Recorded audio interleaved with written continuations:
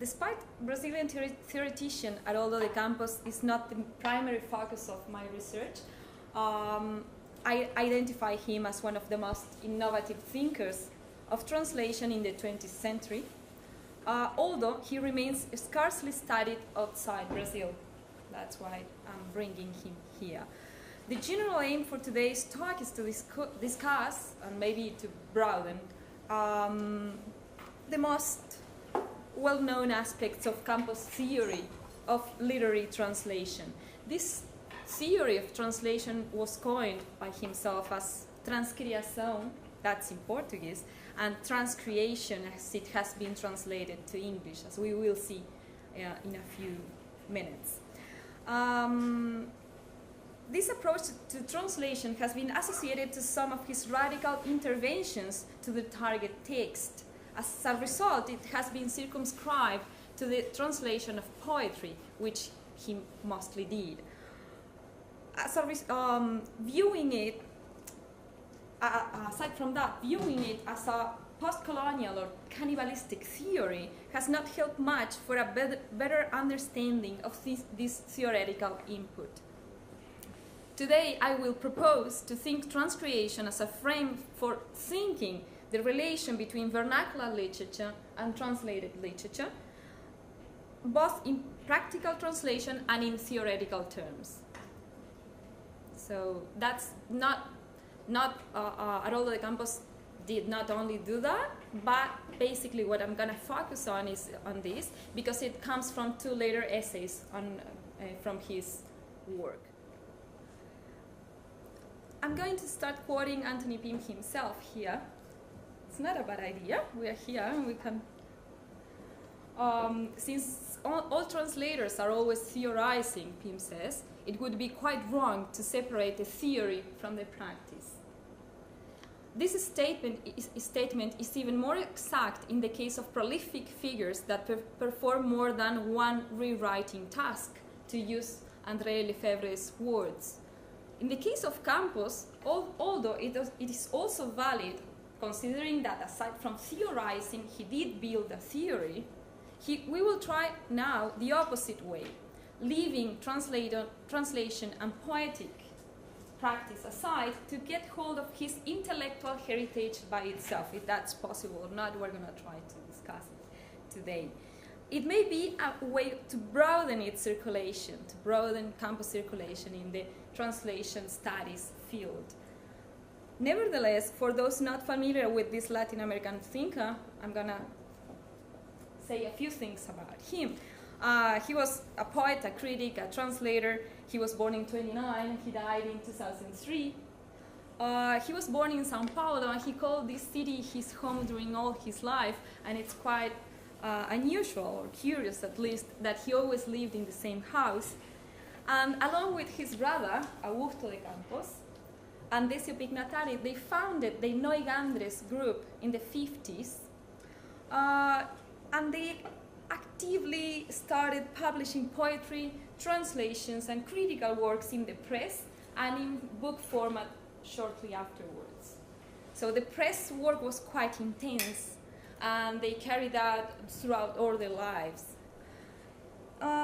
Aside from rescuing poets from two generations before, they did that with the modernist or avant-gardes from the 20s, that's Mario Andrade, Osvaldo Andrade, in Brazil.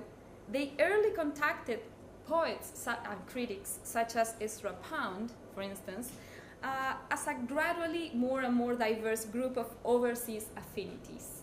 So they had these contacts with Ezra Pound, with Roman Jakobson, and with several others, which were quite like a constellation of affinities they had internationally. And Haroldo de Campos was quite lively regarding this. They traveled in the 50s to get to, along his wife, they went to Italy and they got to know Ezra Pound personally and so on. To define Campos' poetry and critical thinking for English readers, Stanford professor Roland Green says, and this is the quotation, we're going to see if we agree or not on all the aspects he points here. His essays represent a link between international formalism, structuralism, as well as post-structuralism and the post-colonial, all of which are visible in his thought, while his poems are contemporaneous and cognate with the beats on the one hand and the language poets on the other. That's quite a mix. It's always interesting to see these prologues and introductions to the English-speaking readers and English-speaking scholars to see how it has evolved the reception of one of such as thinker. The more theoretical one of the group, Haroldo, is known for having developed a theory of literary translation, which he coined as Transcreation, Transcreation. But as for any other critical authors, such as Jorge Luis Borges, for instance, or Ezra Pound himself, it is somewhat difficult to distinguish critical work from actual creative or translational performance. That's the challenge, I guess, regarding Haroldo de Campos. Likewise, Charles Perrone states that transcreation scholars usually find it hard to separate the artistic and the analytical in his repertoire. In fact, Campos' bibliography is enormous. Equally remarkable is the prolific universe of paratextual devices attached to it. So we see criticism, literary analysis, translation theory, and comments on the practice in his own books. So translations along this universe of paratextual devices, which establish a dialogue with the translations. This is precisely where he published all his essays on the subject throughout all his life, until shortly before his death in 2003. He was really active in the latest years. I'm going to show you some of his translations. It's not an exhaustive list of his translations, but this is Mallarmé. This is an early translation. This is from the 60s. Then Poesia Rusa Moderna. This is an anthology of modern Russian poetry. It's a new anthology. He was a Russian scholar in Brazil. Then we have Deus e o Diabo no Fausto de Goethe. This is a Goethe translation. It's just a small part of the book, which is the translation itself, but it's accompanied by several critical writing and also discussion on the translation itself. And this is Trans Blanco. This is a collaboration between Octavio Paz and Haroldo de Campos himself. Their letters are published along the book, in the book itself, so you can find essays, letters, translation, or transcreation. Since I'm not the first one in discussing Haroldo de Campos in English, I'm going to quote some scholars who have done that before. John Milton, who has led a significant part of his career in Brazil, and Thelma Nóbrega, who she's a specialist in the concrete poetry, and she's also the co-editor of this anthology of Haroldo's essays. If you like to practice your Portuguese. They wrote a chapter in Agents of Translation which says that Campos has made translation a central activity in the Brazilian literary world. That's really something really important that he has done. His translations have introduced a large number of previously unknown authors to the Brazilian public. He has had considerable influence on attitudes towards translation. He has put forward a complex theory of translation that emphasized the oral and visual aspects of the translation of literature. He has also influenced changes in the Brazilian canon, and these changes have provoked vital debates on the position of literature in Brazil and of Brazilian literature in the world context. At the same time, but in a different reading, the American scholar Edwin Gensler states in a recent work that he has been profoundly influenced by various Latin American scholars in his conceptualization of translation. And Gensler says that he was especially influenced by Haroldo de Campos, various neologisms, including transcreation, transtextualization, transpirization, transillumination. It's like a vast list of neologisms with this prefix, and most provocatively, transluciferation Mephistophalaistica. That's that. All of these neologisms allow for a certain degree of rewriting, often paying particular attention to the peoples and languages of the receiving culture. We're going to discuss a little bit more about this. But while many of these conceptual terms have been deemed marginal and exceptions to standard translation, and this is something we should keep in mind for the final remarks of the talk, is I suggest that the margins may be larger than the center, that the exceptions may outnumber the norm, and that all translators transform text to varying degrees. That's a comment from Gensler in that quotation. Later, we're going to go back to Gensler a little later on, but for now, I would like to bring some of the theoretical inputs by Haroldo de Campos himself. So what is transcreation precisely about? I don't know if you have read Haroldo de Campos' theories or you are familiar with his work. Not at all? It's good I brought this quotation so I don't have to say it with different words. The most intensively quote essay is one from '62, which has been translated to English, which is called Translation as Creation and Criticism. That's from '62. And it's one of the most vehement or more provocative ones if we read them from now in that anthology that's over there. He says that he's looking for a kind of translation that will always be recreation or parallel creation, which is autonomous but reciprocal. The more the text overflows with difficulties, the more recreatable, the more seductive it will be in terms of the possibilities which are available for recreating it. He's talking about deeply radical texts, mostly poetry, but it could also be prose, really creative prose or really radical prose, such as James Joyce.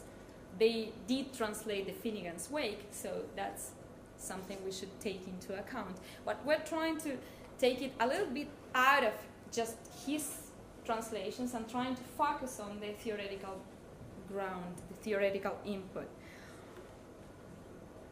In a translation of this kind, it is not only the signifier that is translated, but also the sign itself.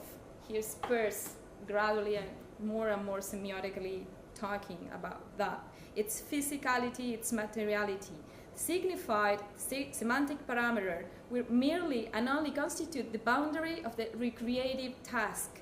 And this kind of translation can be seen as an opposite of the so-called literal translation. So we get to read these quotations and we get to see that it's mainly for literary purposes. But what I'm trying to go into now is seeing how he establishes a dialogue between the vernacular and the translated works that could be useful for us either as translators or as researchers of translation studies, because there is always a dialogue between these two dimensions, which are not always thematized or discussed in terms of translation theory. Despite the fact that many scholars associate Haroldo de Campos to the cannibalism from the avant-garde in the 20s in Brazil, that's anthropophagia or anthropophagy, certain differences should be noted. First of all, I agree with John Milton and Paul Bandia point out that this association could be traced to a non-systematic approach of Campos' work by some scholars in the 90s. Even though one could use the cannibalistic for explaining some part of his work, his claim is not against a dominant other. but for proposing a programmatic dialogue with relevant authors and works no matter their origin. Aside from that, there is the fact that Campos himself never fully adhered to this movement. He never said that he was a cannibalistic author. He has some essays on the subject, but he never fully declared himself a cannibalistic.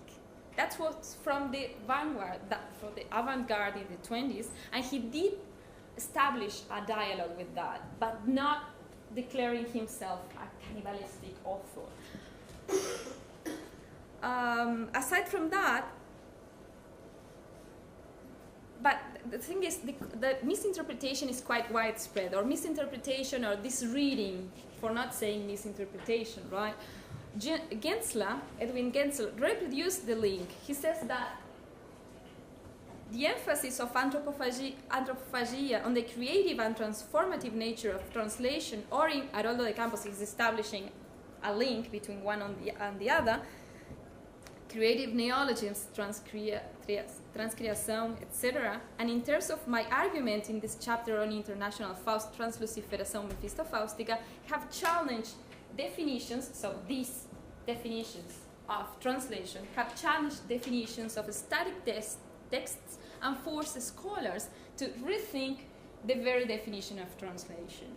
So that's what Gensler says about the link between cannibalism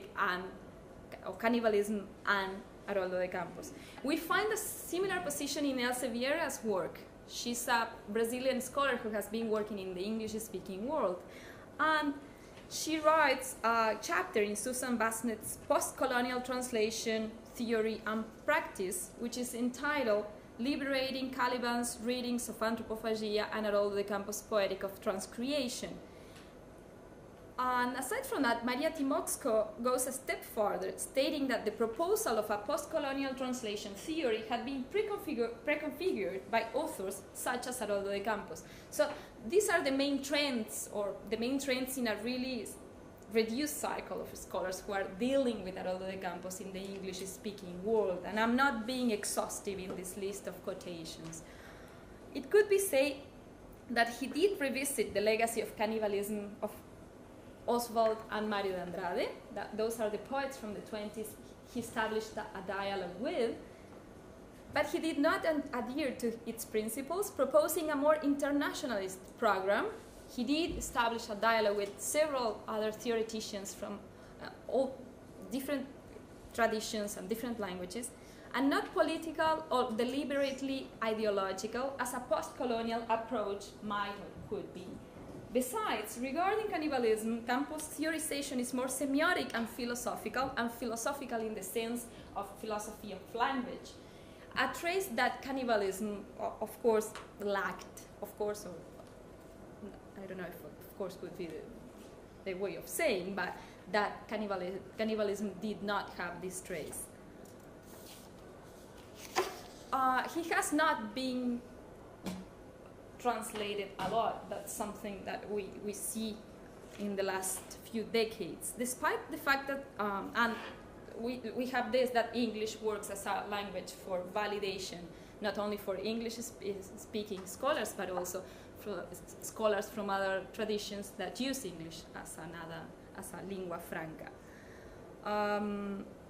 He did publish an essay in English in the 80s that was in the Latin American Literary Review, and the title was The Rule of Anthropophagy, Europe Under the Sign of Devoration. That's something remarkable if we're thinking why this cannibalist or this anthropophagic trait is quite strong in the English-speaking world.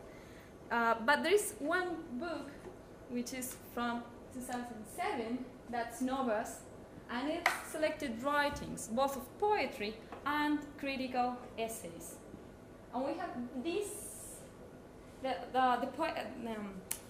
anthology of poetry is quite comprehensive, and then we have these 3 topics for the essays: reinventing tradition, the concrete moment, and a laboratory of texts. And under this topic, the third one, we have translation as creation and criticism, and hurdling red word. So 2 essays which were originally published in the 60s.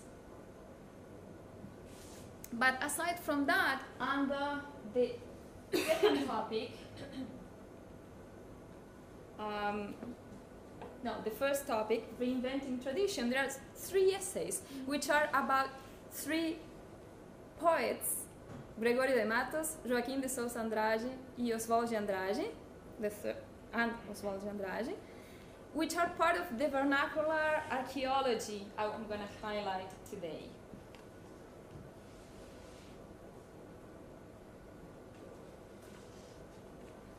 So,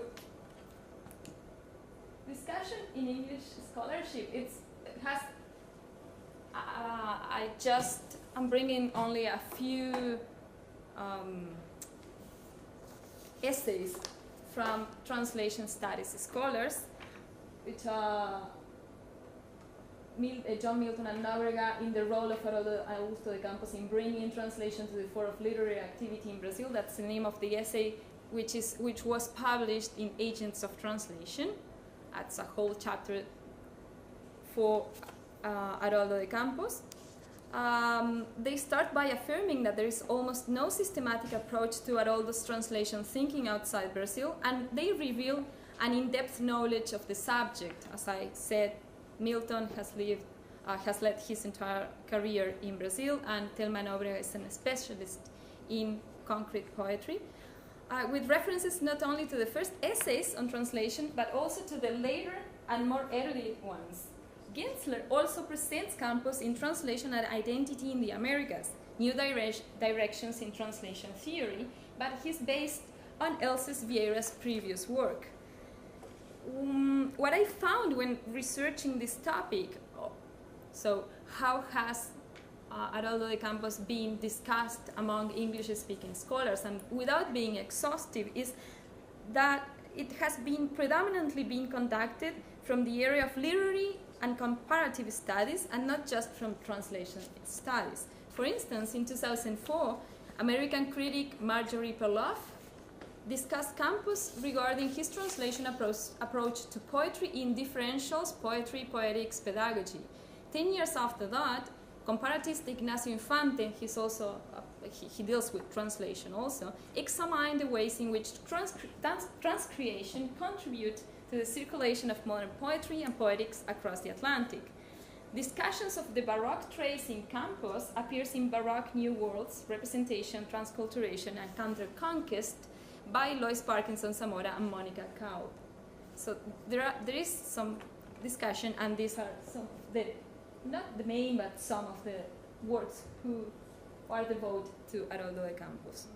So although one of the most discussed aspects of transcreation has been its creative potential for translation, literary translation, we could also see Campos' theoretical input for how it connects translated and vernacular literature.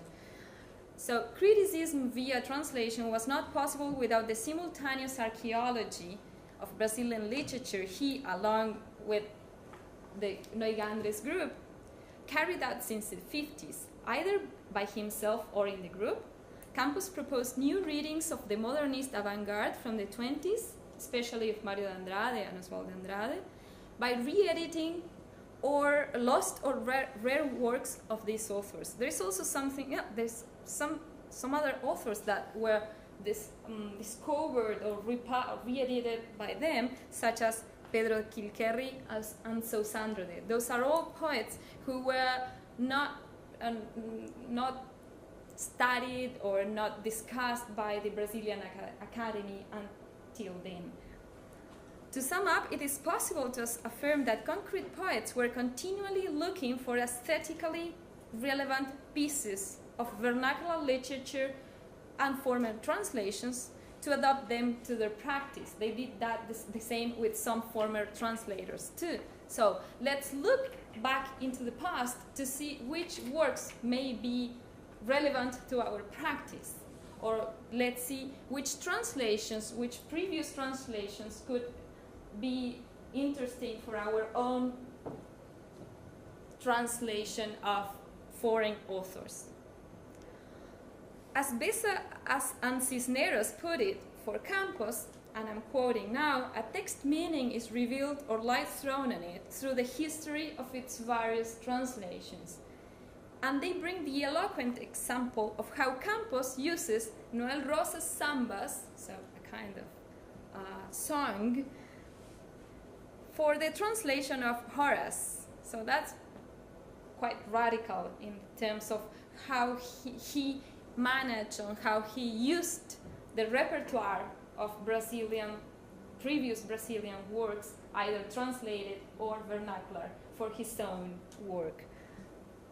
Consequently, in Campos' translations, and I'm quoting now Milton and Nóbrega, the intertextual use of the rhetorical repertoire of Brazilian literature is a common procedure. This is the example of versículos solo y fuera paratus. Haroldo de Campos writes, Garçom, faça favor, nada de luxos persas, because he's establishing a dialogue here with Noel Rosa Sambas, conversa de botequim, which is talk in a bar. Seu garçom, faça favor de me trazer depressa, and then the song continues. And then you have Gerald Manley Hopkins, oh child, no Persian perfect art.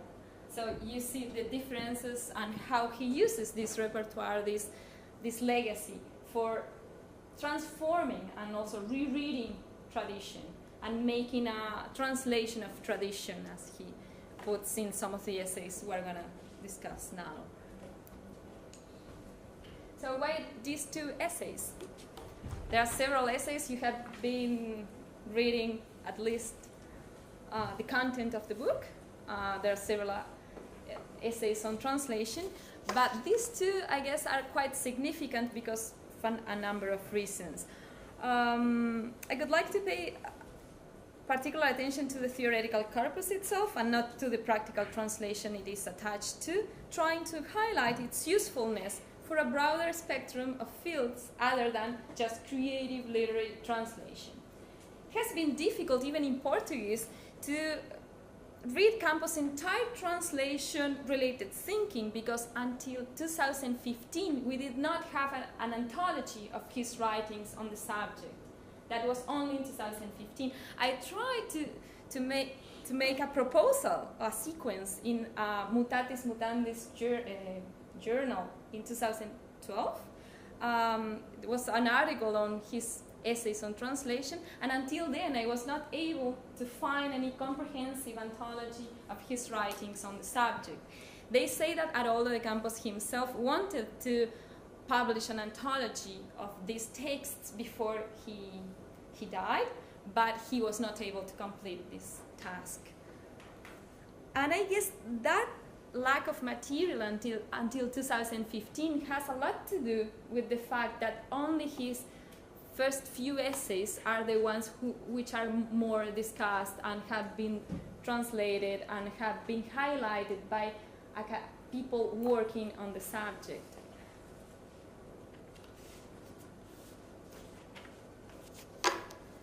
But when read in perspective, we get to see that Ezra Pound is an initial reference for transcreation, mostly for notions such as criticism via translation, and for developing a paideuma, or a group of authors we establish a dialogue with because they are relevant in aesthetical terms for our own project, by importing and rescuing formally relevant authors from other traditions or from the past.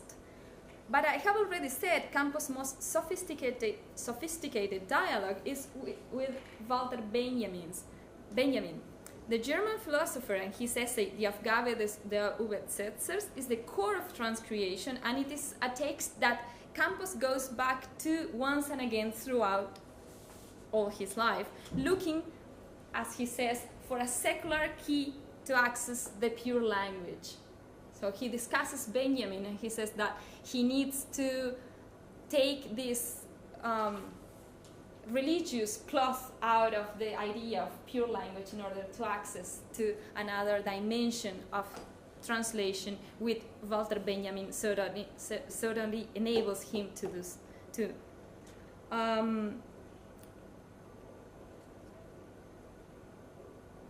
Despite having proposed translation as a critical mechanism to enriching his own literature, it is in the 80s, and I'm saying his own literature, his own program, his own poetic program, or Neugandres group program, but Neugandres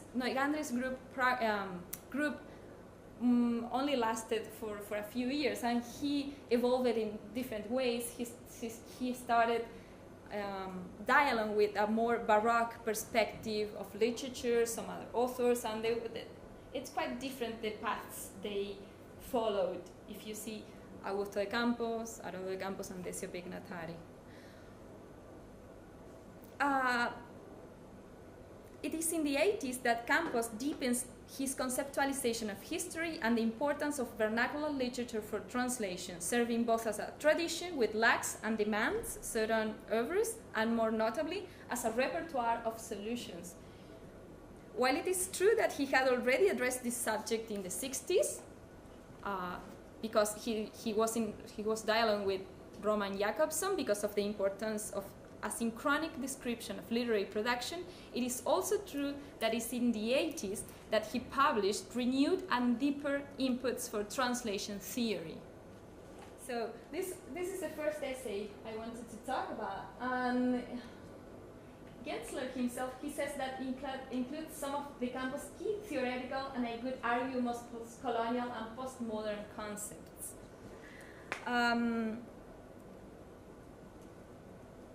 I guess that there is no political engagement in transcreation that could erect this essay as deliberately post-colonial. But at the same time, there is a rigorous and even sometimes obsessive aesthetical focus in this essay when he's commenting his own translation of Goethe and proposing certain solutions that are related to the Brazilian literature. So Gensler himself, he admits that Campos' translation of Faust is the most faithful he has ever read. So at the same time, he's proposing a radical approach to translation.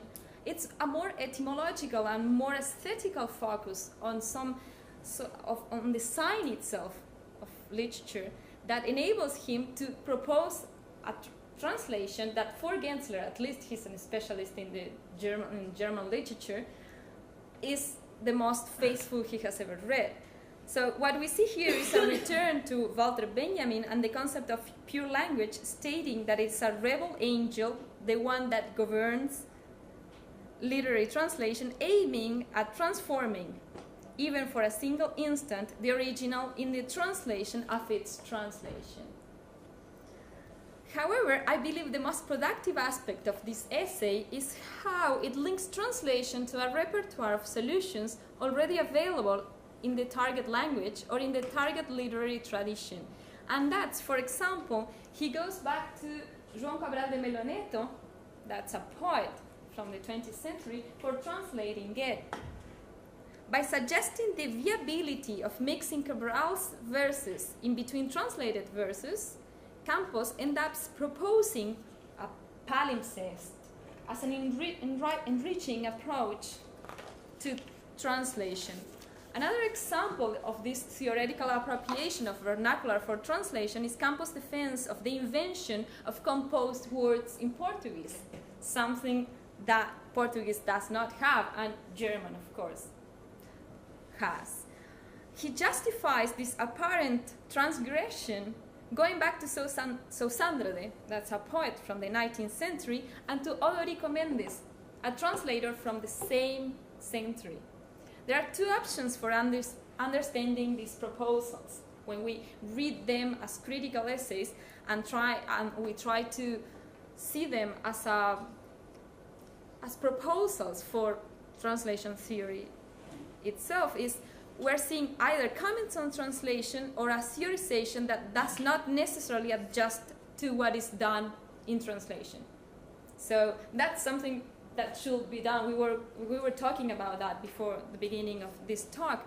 Up to which point could could we confront the theoretical input and the translation themselves? That's another field of research. What I'm trying to say is that these essays, when introducing the vernacular aspect or the vernacular importance to translation, by doing this, he's proposing a new or an already existing but new in his own theorization in that enables us to think about translation in some other terms, in some new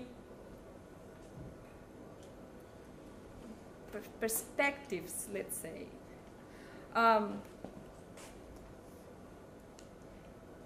There's another essay which is from '84, that's Tradução, Ideologia e História, we have already mentioned it, so translation, ideology and history.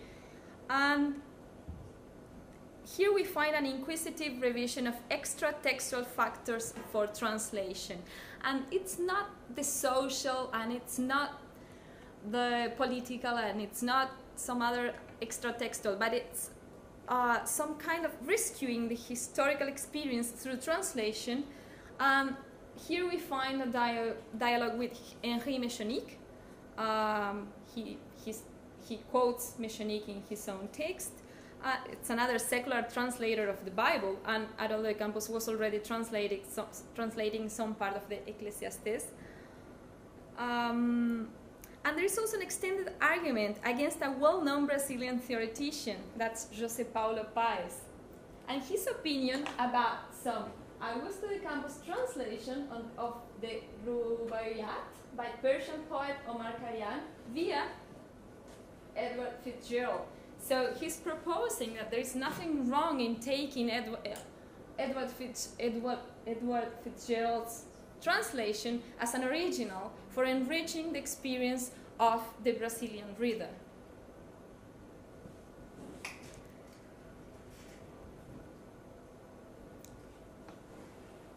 The reader is present now as someone who detects the implicit and explicit references to previous vernacular works used as solutions for translation. But we are always circumscribed to the aesthetics or to the programmatic project of a group of poets in the 50s, and then his own project as he led his career into a more Baroque oriented poetry and theorization too.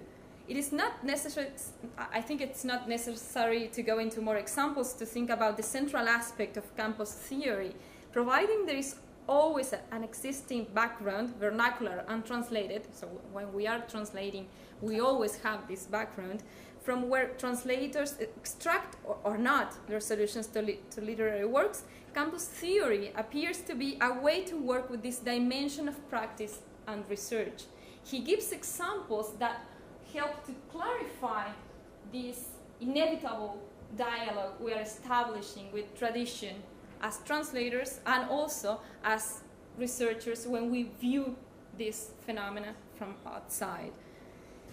I think that Gensler was right when asserting that Campos' theory could be used to detect translations which are not strictly transcreations. So, in fact, these models for thinking translation could help us to view certain phenomena as not strictly literal translations, but as projects which have to do a lot with certain repertoire of works which are present in the moment of translation. At the same time, we could conclude now that there is an inevitable link between literary works in a certain historical moment, either translated or not, either programmatically or not. So what we see in Campos is deliberate. It's something he's proposing. Because of the way he intertwines critics and translation, sometimes it's difficult to just take the view on translation without the aid of his effective work on the subject. For translators in general, I think it makes us think about the rigor in the approach to vernacular as an active reservoir which enables root solutions and which has a certain flexibility or not regarding translation practice. For researchers in translation studies, there is the possibility of dismantling the association between poetry, criticism, and translation in Campos' work, merely using his theoretical legacy as an independent corpus which should be discussed outside his circle of influence and, of course, outside Brazilian scholarship. Later and less well-known as Campos' essays broaden this theorization of translation, bringing elements such as the weight of vernacular in translation and the importance of the historical aesthetical dimension. And also for researchers in the field of translation history, these later essays help us to make a revision of former translation activity, proposing that there is always a translation of tradition occurring. From a descriptive point of view, this perspective could help us to detect deliberate or inevitable links arising between vernacular and translated works. So that's it, and thanks a lot for your time.